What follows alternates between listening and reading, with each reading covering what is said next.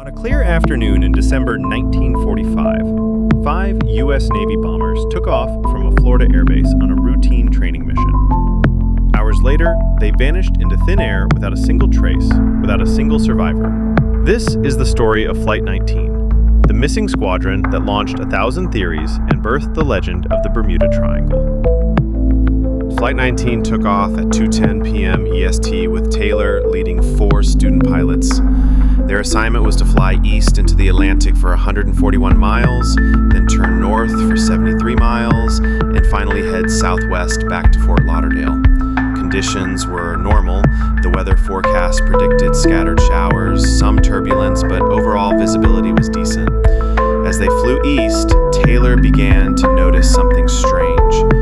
He reported that his compass wasn't working properly. The team had just completed their bombing practice at Hens and Chickens Shoals and were heading toward the second leg of their route. But then Taylor radioed, "I don't know where we are. We must have got lost after that last turn." This was the first indication that something was wrong. Taylor told his team he believed they were flying over the Florida Keys and had drifted far south of their planned course. However, the naval base's tracking team believed they were actually flying northeast over the Bahamas, not the Keys. This misidentification would set in motion a tragic sequence of events. As the hours passed, communications became more erratic. Taylor continued to report faulty instruments. He mentioned both compasses being out. The other pilots, though less experienced, were still functional and even suggested flying west toward the mainland. Taylor, convinced they were south of Florida, insisted they fly northeast, further into the Atlantic. One of the student pilots was overheard saying, "Damn it, if we just head west, we'll get home." But military protocol demanded they follow their flight leader. Their fuel was running low. The ocean below was deepening. The sun was beginning to set. The last radio transmission from Taylor was intercepted at 6:20 p.m. "All planes, close up tight. We'll have to ditch unless landfall. When the first plane drops below 10 gallons, we all go down together." Then silence. Immediately after contact was lost, the Navy launched a massive search and rescue mission. Within hours, 18 Navy aircraft, 4 destroyers, and countless small boats and private vessels joined the effort. The skies buzzed with activity. Ships scoured the seas. No sign of wreckage, no signal, nothing. But then came a second tragedy. A PBM Mariner, flying boat sent to assist in the search, also disappeared, along with its 13-man crew. Witnesses on a nearby tanker reported seeing a fiery explosion in the sky and an oil slick in the water. In total, 27 men vanished that day, 14 aboard Flight 19 and 13 aboard the rescue plane. The Navy later concluded that the Mariner likely exploded mid-air due to a known fuel system fault. But Flight 19? No trace. Not a wing, not a life jacket. Nothing. The Navy launched a formal investigation. Initially, they pinned the disappearance on pilot error, Taylor's navigational mistake. But under pressure from Taylor's mother and other families, the Navy revised its report, ultimately recording the cause as unknown reasons, undetermined. This vague conclusion only added fuel to the mystery. Why couldn't trained pilots find Florida? Why did every radio transmission get worse? Why wasn't any wreckage found? Why did the rescue plane also vanish? It was a series of cascading questions with no satisfying answers. Though the term Bermuda Triangle wouldn't be coined until the 1960s, Flight 19 became its founding myth. Writer Vincent Gaddis included the story in a 1964 Argosy magazine article titled "The Deadly Bermuda Triangle."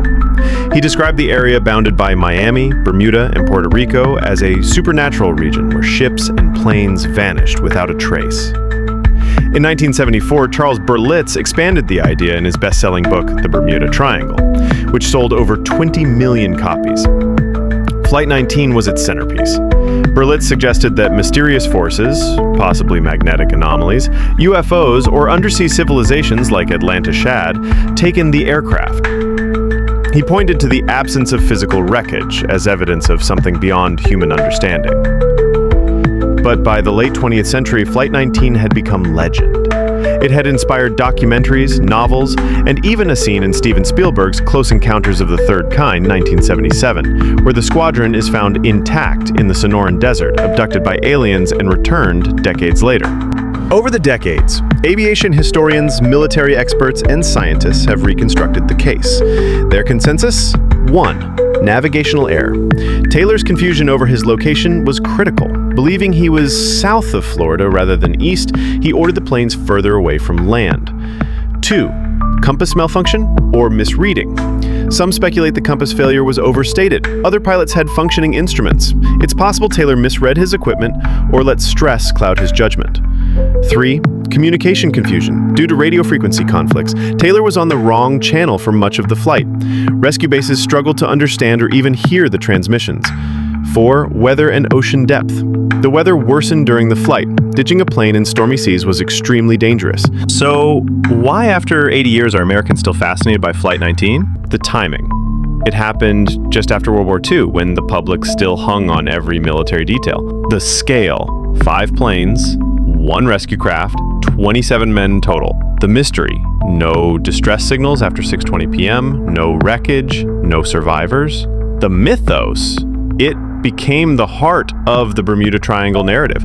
Flight 19 represents a perfect storm of military rigor and human error set against an unforgiving ocean and a culture hungry for mystery. The names of Flight 19's crew members are still honored. The Naval Air Station Fort Lauderdale Museum maintains detailed records, artifacts, and family stories. A marble monument honors their names. Every December 5th, a ceremony is held to remember the missing men. Here are some of their names. Lieutenant Charles Taylor, Flight Leader. Captain Edward Powers, USMC. Captain George Stivers, USMC. Captain Joseph Bossy, USMC. Captain Robert Gallivan, USMC. They flew into the sky with confidence. They vanished into the sea with silence. But in the minds of millions, Flight 19 still soars an echo of bravery, mystery, and the deep human need to find meaning in the unexplained.